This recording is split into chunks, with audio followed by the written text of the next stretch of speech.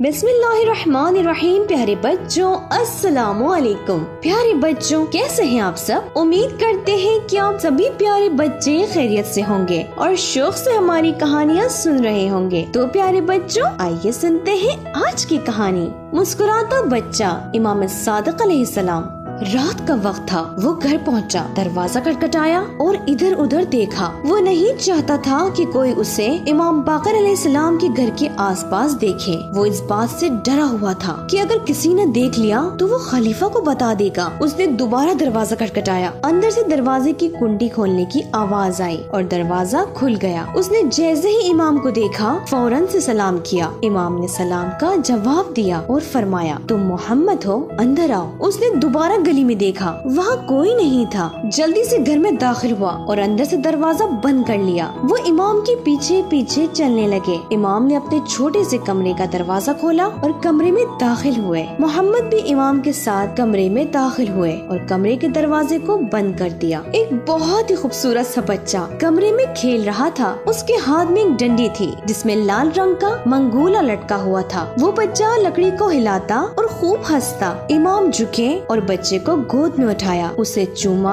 और पूछा, आप खेल रहे हैं? बच्चे ने सर हिलाया और कहा, जी बाबा जान। इमाम दोबारा मुस्कुराए और फिर से चूमा, फिर बैठ गए और मोहम्मद को भी बैठने का इशारा किया। मोहम्मद इमाम के सामने दो जानू बैठ गए। इमाम ने मोहम्मद से फरमाया, ये बच्चा मेरे बाद तुम्हारा इमाम होगा। इसकी पैरवी करना और उससे फायदा उठाना। खुदा की कसम वो सादिक और सच्चा है। पैगम्बर ने उसका ये नाम रखा है। खुदा दुनिया और आखिरत में उसके मानने वालों की मदद फरमाएगा। उस बच्चे को देखकर मोहम्मद की आंखें चमक उठी। उस बच्चे का चेहरा बहुत ही खूबसूरत था। जैसे ही देखा कि मोहम्मद उसको देखकर खुश हो रहे हैं तो मुस्कुराने लगे। उसे देखकर मोहम्मद भी हंसने लगे। मोहम्मद ने इमाम बाकर अलैहिस्सलाम से कहा, मेरे मौला, मुझे आपसे कुछ सवाल करना है। इमाम बाकर अलैहिस्सलाम उस बच्चे के साथ खेल रहे थे। आप मोहम्मद की तरफ मुड़े और फरमाया, इस बच्चे से क्यों नहीं पूछते? मोहम्मद को ताज्जुब हुआ क्योंकि वो एक बहुत छोटा बच्चा था। वो किस तरह सवालों के जवाब दे सकता है? मोहम्मद एक बहुत बड़ी उम्र के और पढ़े लिखे शख्स थे और उनके पास काफी इल्म था। बहुत से शागिर्द थे जो मोहम्मद के पास इल्म हासिल करते थे। अब वो एक बच्चे से कैसे सवाल करते?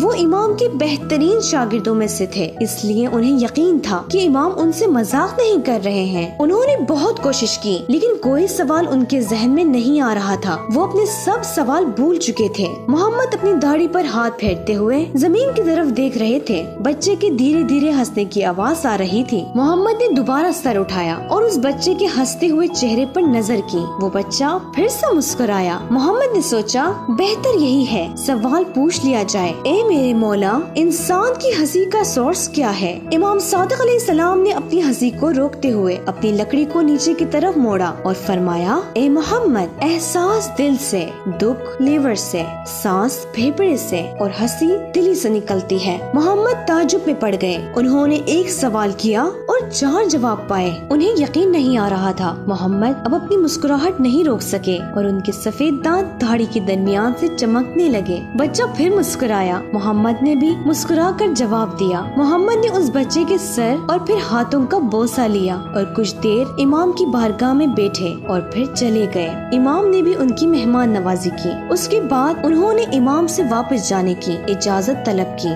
वो खड़े हुए और बाहर की तरफ जाने लगे। इमाम दरवाजे